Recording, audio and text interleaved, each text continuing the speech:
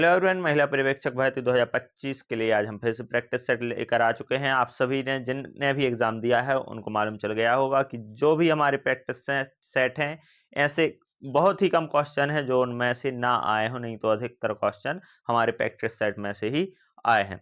तो first question हम देख लेते हैं। नवजात शिशु के पहले वर्ष में वजन में औसतन कितनी गुना वृद्धि होती है? तो बताइए, पहले वर्ष में कितनी गुना वृद्धि होती है? तो इसका सही आंसर हो जाएगा 3 गुना वृद्धि होती है। बाल विकास में संवेदी विकास का तात्पर्य क्या है? तो बताइए, बाल विकास में संवेदी विकास का तात्पर्य क्या है? भाषा कौशल का विकास, इंद्रियों से प्राप्त अनुभवों का विकास, या शारीरिक विकास, या सामाजिक व्यवहार का विकास? तो इसका सही आंसर हो जाएगा बाल विकास में संवेदी विकास का तात्पर्य इंद्रियों से प्राप्त अनुभवों का विकास होता है। नवजात शिशु में पहली सामाजिक मुस्कान सामान्यतः किस आयु में देखी जाती है? तो बताइए, 1 हफ्ते में, या फिर 1 माह में, 2 महीने में, या 6 महीने में? तो 2 महीने में मुस्कान सामान्यतः देखी जाती है। शिशु के विकास में पेट के बल उठना किस विकासात्मक क्रिया का प्रारंभिक संकेत है? तो बताइए, सिर उठाना, पेट के बल उठना, या बैठना, या चलना? तो पेट के बल उठना। सामान्यतः पहला शब्द किस आयु में कहा जाता है? 6 महीने में, 9 महीने में, 12 महीने में, या 15 महीने में? तो बताइए, एक शिशु के द्वारा 12 महीने में पहला शब्द कहा जाता है। बाल विकास में संलग्नता अटैचमेंट का क्या अर्थ होता है? तो बताइए, माता पिता के प्रति सुरक्षा की भावना, मित्रों के प्रति आकर्षण, शारीरिक विकास की गति, या खेल में रुचि? तो इसका सही आंसर हो जाएगा माता पिता के प्रति सुरक्षा की भावना। बाल विकास में खेल किस प्रकार योगदान देता है? तो केवल मनोरंजन, या शारीरिक संज्ञानात्मक सामाजिक विकास में, केवल शारीरिक विकास में, या केवल संज्ञानात्मक विकास में? तो इसका सही आंसर हो जाएगा कि खेल जो है यह शारीरिक, संज्ञानात्मक और सामाजिक तीनों विकास में सहायक होता है।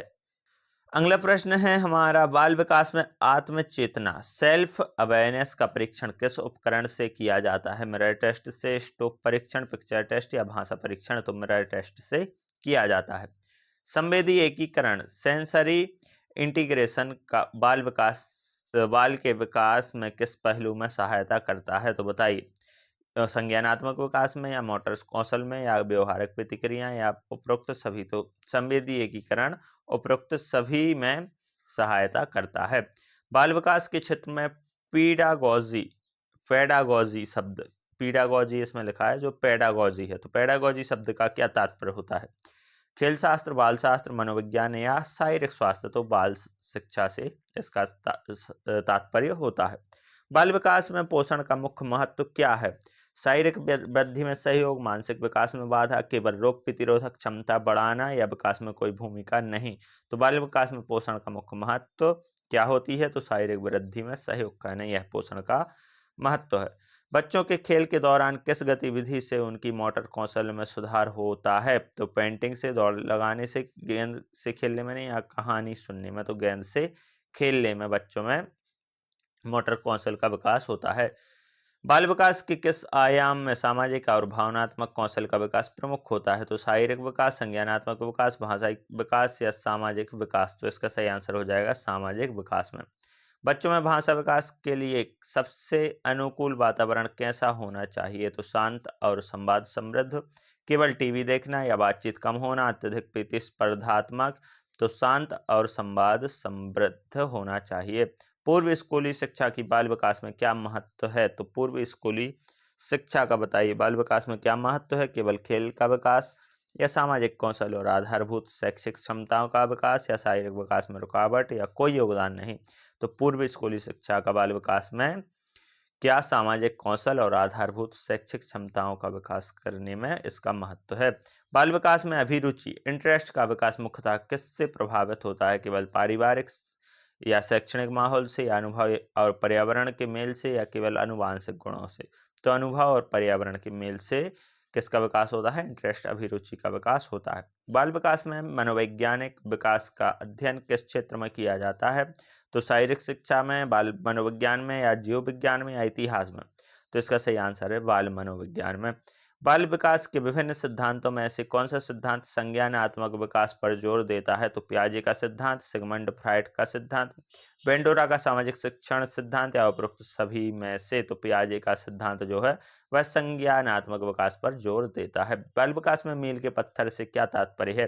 कोई विशेष तिथि या फिर विकास की महत्वपूर्ण उपलब्धियां या केवल शारीरिक वृद्धि या फिर केवल भाषाई विकास। तो विकास की महत्वपूर्ण उपलब्धियां मील के पत्थर का इसका तात्पर्य होता है। शिशु के समाजीकरण, सोशलाइजेशन में माता पिता की भूमिका को कैसे वर्णित किया जाता है? तो मुख्य प्रेरक के रूप में।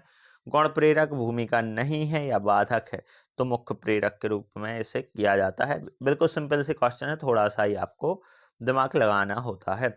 खेल से मिलने वाले, लेकिन जो अभी आपके एग्जाम हुए हैं उसमें अच्छे क्वेश्चन बाल विकास के हैं, तो वो क्वेश्चन भी हम आज इनमें लेकर आए हैं, ऐसे क्वेश्चन भी। तो खेल से मिलने वाले लाभों में से कौन सा लाभ बाल विकास में प्रतिकूल नहीं होता है? संज्ञानात्मक विकास, शारीरिक विकास, सामाजिक विकास, शारीरिक हानि। तो शारीरिक हानि जो है वह प्रतिकूल नहीं होता है। बाल विकास में नियोजित अभ्यास का क्या महत्व है? आत्मनिर्भरता बढ़ाना, गलतियों को बढ़ावा देना, केवल मनोरंजन, सीखने की प्रक्रिया को धीमा करना। तो आत्मनिर्भरता बढ़ाना। बाल विकास में ऐसे कौन से कारक हैं जो आनुवांशिकता के साथ साथ पर्यावरण से भी प्रभावित होते हैं? शारीरिक रंग, शारीरिक विकास, भाषा विकास, बी और सी दोनों। तो बी और सी इसके दोनों रहेंगे। माता पिता की शैली से तात्पर्य शारीरिक संरचना, पालन पोषण की विधि, शैक्षिक प्रणाली या फिर खेल गतिविधियां। तो इसका सही आंसर हो जाएगा पालन पोषण की विधि से है तात्पर्य इसका। बाल विकास में आत्म अनुसंधान, सेल्फ रेगुलेशन का विकास किस आयु में तेजी से होता है? तो 1 से 2 वर्ष में, या 3 से 5, 6 से 8, या तो इसका सही आंसर हो जाएगा 3 से 5 वर्ष में होता है। किसका? सेल्फ रेगुलेशन का विकास। निम्नलिखित में से किस तत्व का अभाव संज्ञानात्मक विकारों का कारण बन सकता है? तो आवश्यक पोषक तत्वों की कमी, अत्यधिक खेल, पर्याप्त नींद, सकारात्मक पर्यावरण। तो आवश्यक पोषक तत्वों की कमी। मनोभावनात्मक विकास में निम्नलिखित में से कौन सा पहलू शामिल होता है? तो मनोभावनात्मक विकास में बताइए आत्म प्रतिष्ठा, भावनाओं की पहचान, सामाजिक इंटरेक्शन, या उपरोक्त सभी। तो उपरोक्त सभी ही होते हैं। बाल विकास में माता पिता का जुड़ाव, पेरेंटल बॉन्डिंग, किस प्रकार के विकास को प्रभावित करता है? शारीरिक, संज्ञानात्मक, सामाजिक, भावनात्मक, केवल भाषाई। तो इसका सामाजिक और भावनात्मक दोनों विकास को प्रभावित करता है। खेल आधारित सीखने का मुख्य लाभ क्या है? तो खेल पर से सीखने का मुख्य लाभ है केवल मनोरंजन, संज्ञानात्मक, सामाजिक या शारीरिक थकावट या अकेलेपन को बढ़ावा देना। तो इसका बिल्कुल होगा संज्ञानात्मक और सामाजिक कौशल दोनों का विकास होता है खेल से। बाल विकास के अध्ययन में निम्नलिखित सिद्धांतों में से किन का व्यापक रूप से उपयोग किया जाता है? पियाजे के सिद्धांत का, वाइगोत्स्की का, एरिक्सन का, मनोसामाजिक सिद्धांत, या उपरोक्त सभी। तो व्यापक रूप से इन सभी सिद्धांतों का उपयोग किया जाता है। पोषण और स्वास्थ्य से हम क्वेश्चंस देख लेते हैं। तो मानव शरीर में ऊर्जा का मुख्य स्रोत कौन सा पोषक तत्व है? तो कार्बोहाइड्रेट। ये तो हमें मालूम ही है। विटामिन डी का प्राकृतिक स्रोत मुख्य रूप से क्या है? तो धूप जो है विटामिन डी का प्राकृतिक स्रोत है। आयरन की कमी से होने वाली सामान्य बीमारी का नाम बताइए। तो बताइए पोषण, और इससे ऐसे ही क्वेश्चन छोड़ के भी आ रहे हैं बच्चे। तो एनीमिया इसका सही आंसर हो जाएगा। संतुलित आहार में निम्नलिखित में से कौन से पोषक तत्वों का संतुलित रूप से समावेश होना आवश्यक है? तो बताइए केवल कार्बोहाइड्रेट का, बस प्रोटीन का, वसा का, या फिर कार्बोहाइड्रेट, प्रोटीन, वसा, विटामिन, खनिज सभी का। तो डी इसका सही आंसर हो जाएगा। भोजन में फाइबर का मुख्य कार्य क्या होता है? बताइए। तो पाचन क्रिया को सुचारू रूप से बनाना, यही होता है इसका कार्य। कि किस विटामिन को प्रतिरक्षा प्रणाली को मजबूत करने के लिए जाना जाता है? ए को, बी को, सी को, या डी को? तो विटामिन सी को प्रतिरक्षा प्रणाली को मजबूत करने के लिए जाना जाता है। हड्डियों के निर्माण और मजबूती के लिए सबसे महत्वपूर्ण खनिज, तो मालूम है सभी को क्या होता ही है? तो कैल्शियम होता है। अगला है कि ओमेगा 3 फैटी एसिड का प्रमुख स्रोत क्या है? तो बताइए ओमेगा 3 फैटी एसिड का प्रमुख स्रोत क्या है? मछली है। अगला, शरीर में उचित जल संतुलन बनाए रखने के लिए प्रतिदिन किसका सेवन करना आवश्यक है? सोडा, पानी, जूस, या कॉफी? तो इसका सही आंसर है पानी का।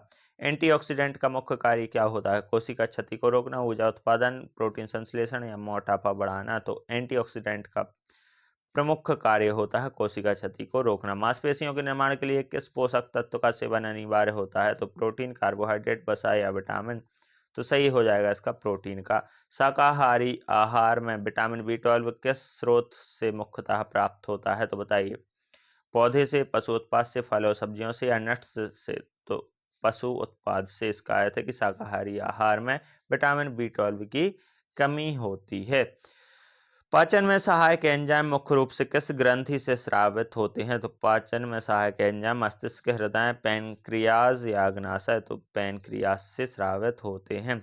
शरीर में प्रोटीन का अवशोषण मुख्य रूप से किस अंग में होता है? आमाशय, छोटी आंत, बड़ी आंत या मूत्राशय, तो छोटी आंत से। उच्च रक्तचाप के प्रबंधन में निम्नलिखित में ऐसे किस पोषक तत्व का सेवन करना चाहिए? तो बताइए, कैल्शियम, सोडियम, प्रोटीन या फिर कार्बोहाइड्रेट। तो उच्च रक्तचाप, हाई ब्लड प्रेशर में तो क्या हो जाएगा? सोडियम। क्या कहना चाहिए? सोडियम का कम सेवन। सोडियम किस में पाया जाता है? NaCl। किसका सूत्र है? नमक का। तो नमक का कम सेवन कहना चाहिए, हाई ब्लड प्रेशर है तो। और अभी WHO की 2-3 ही महीने हुए हैं, WHO ने एक रिपोर्ट भी प्रकाशित की थी कि वर्ल्ड हेल्थ ऑर्गेनाइजेशन है जो कि सबसे अधिक जो हाई ब्लड प्रेशर से मरने वाले मरीज हैं उनका सिर्फ एक ही कारण है कि वह अधिक इनटेक ले रहे थे। किस चीज का? सोडियम का, मतलब कि नमक का अधिक सेवन कर रहे थे। तो सबसे बड़ा कारण जो हार्ट अटैक आ रहे हैं उसका यही है। बाल विकास और संज्ञानात्मक कार्य के लिए आयरन का महत्व क्यों है? तो ऊर्जा का उत्पादन में, मस्तिष्क कार्य में सुधार में या त्वचा की चमक बढ़ाने में, पाचन क्रिया में सहायक, तो मस्तिष्क कार्य में सुधार में, मस्तिष्क कार्य में सुधार करने में। विटामिन डी की कमी से होने वाला रोग कौन सा है? Pellagra, scurvy, rackets, anaemia.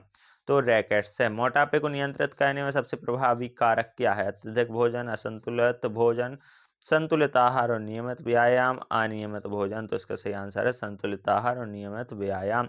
स्वास्थ्य के लिए प्रतिदिन औसत कितने गिलास पानी पीना उचित माना जाता है? तो 1 से 2 गिलास, 3 से 4, 7 से 8 या 10 गिलास।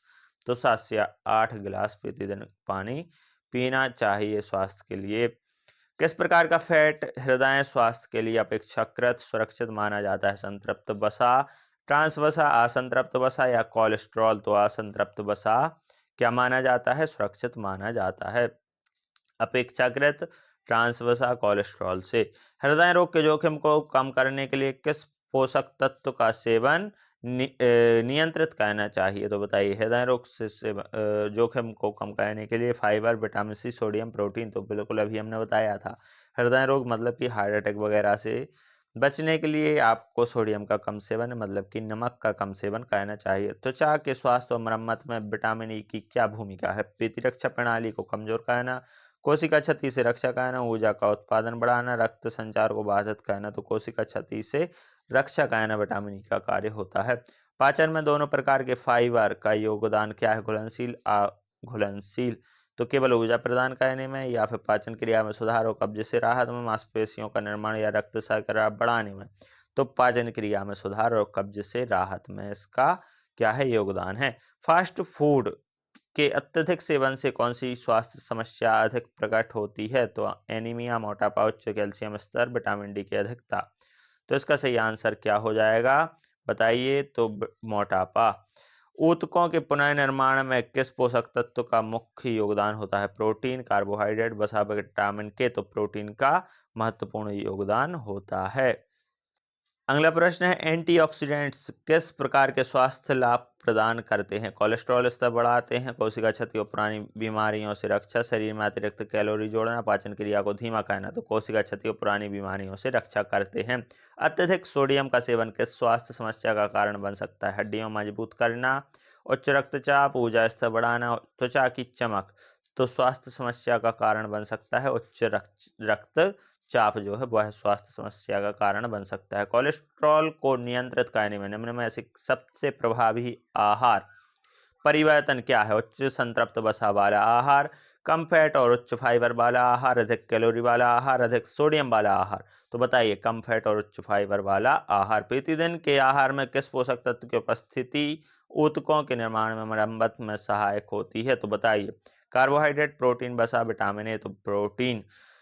विटामिन सी की कमी से त्वचा पर कौन से लक्षण देखने को मिल सकते हैं? त्वचा में झुर्रियां और कमजोर कोलेजन, अत्यधिक तेलीय त्वचा, त्वचा का अत्यधिक मोटा होना या त्वचा पर काले दाग। तो त्वचा में झुर्रियां और कमजोर कोलेजन। तो विटामिन सी की कमी से यह हमें देखने को मिल सकता है। कंप्यूटर से आ जाते हैं क्वेश्चन पर। तो कंप्यूटर क्या है? एक इलेक्ट्रॉनिक उपकरण है, ये सभी को मालूम है, जो डेटा को संग्रहित और आप पुनः प्राप्त करने और संसाधित करता है। कंप्यूटर का मुख्य घटक क्या है? सीपीयू है। पीयू का पूरा नाम सेंट्रल प्रोसेसिंग यूनिट। रैम का पूरा नाम तो रैंडम एक्सेस मेमोरी होता है। रोम का पूरा नाम रीड ओनली मेमोरी होता है। तो आपको ध्यान होने चाहिए। कंप्यूटर में स्थायी डेटा संग्रहण के लिए किसका उपयोग किया जाता है? तो स्थायी डेटा कहाँ रखते हैं हम? तो रोम में रखते हैं और अस्थायी डेटा रैम में रखते हैं। ऑपरेटिंग सिस्टम का मुख्य कार्य क्या होता है? तो हार्डवेयर के संचालन को नियंत्रित करना, उपयोगकर्ता को इंटरफेस प्रदान करना। विंडोज, मैक ओएस और लाइनक्स किसके उदाहरण हैं? बताइए। ऑपरेटिंग सिस्टम है या प्रोग्रामिंग भाषा है?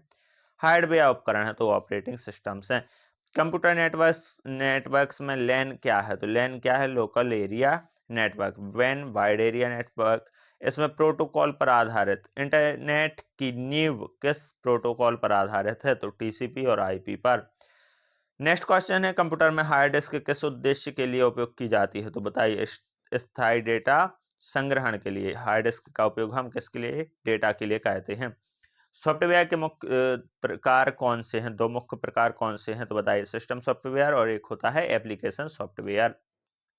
कंप्यूटर प्रोग्रामिंग में बग का क्या अर्थ होता है? तो प्रोग्राम में त्रुटि या दोष को बग कहते हैं। इंटरनेट ब्राउजर का मुख्य कार्य क्या होता है? इंटरनेट पर वेब पृष्ठों को दिखाना। HTML का उपयोग किसके लिए किया जाता है? बताइए। तो वेब पेजों के निर्माण के लिए किया जाता है। कंप्यूटर में मॉडेम का क्या कार्य होता है? तो मॉडेम का कार्य होता है डेटा को एनालॉग से डिजिटल में और डिजिटल से एनालॉग में परिवर्तित करने में। कंप्यूटर वायरस से क्या समस्या उत्पन्न होती है? डेटा का भ्रष्टाचार होता है या फिर हार्डवेयर का उन्नयन, नेटवर्क की क्षति। तो डेटा भ्रष्टाचार मतलब डेटा हमारा लीक हो जाता है। फायरवॉल का मुख्य कार्य क्या होता है? तो इसी को नेटवर्क की सुरक्षा करना, जो कि हमारा हैक ना हो सके। नेक्स्ट है, क्लाउड कंप्यूटिंग का क्या अर्थ है? तो क्लाउड कंप्यूटिंग का अर्थ होता है डेटा का इंटरनेट के माध्यम से संग्रहण और प्रसंस्करण। अगला क्वेश्चन है हमारा, आर्टिफिशियल इंटेलिजेंस किससे संबंधित है? तो बताइए। मशीनों द्वारा मानव जैसी बुद्धिमत्ता का प्रदर्शन से। मतलब कि artificial intelligence, chat GPT, deep seek, ये सभी हमने देखे हैं। तो ये सभी क्या हैं? मानव द्वारा सोचने की क्षमता प्रदर्शित होती है इनसे। हम जैसे सोच करके, गूगल क्या कहता था? साइडों पर सब जानकारी देता था, लेकिन इनके द्वारा जैसे हम कोई भी जानकारी इकट्ठा करते हैं, मतलब कि फिल्टर करके ये जानकारी देते हैं। ओपन सोर्स सॉफ्टवेयर क्या है? तो ओपन सोर्स सॉफ्टवेयर होता है जिसका स्रोत कोड उपलब्ध होता है, जिसे स्वतंत्र रूप से संशोधित किया जाता है। जैसे डीप सीक क्या है? ओपन सोर्स सॉफ्टवेयर है और chat GPT open source software नहीं है। यहाँ पर हमारे सभी क्वेश्चंस पूर्ण होते हैं। एक क्वेश्चंस जो भी हमने करवाए हैं सभी इंपॉर्टेंट हैं, तो सभी को आपको अच्छे से सुनना है। वीडियो पसंद आए हो तो वीडियो को लाइक और चैनल को सब्सक्राइब करें। धन्यवाद।